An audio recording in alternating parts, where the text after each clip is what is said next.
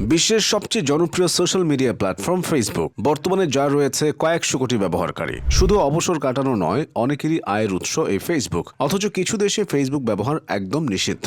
Number 5, Turkmenistan. মধ্য এশিয়ার দেশ তুর্কমেনিস্তানে ফেসবুক ব্যবহার নিষিদ্ধ।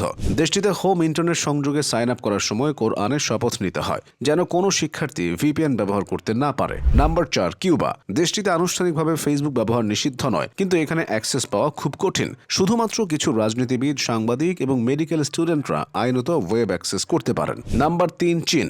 2009 সাল থেকে চীনে ফেসবুক পুরোপুরি নিষিদ্ধ। জিনজিয়াং প্রদেশে দাঙ্গার পর কর্মীদের বিরুদ্ধে সরকারি ক্র্যাকডাউনের অংশ হিসেবে ফেসবুক নিষিদ্ধের ঘোষণা করা হয়। Number 2, Iran.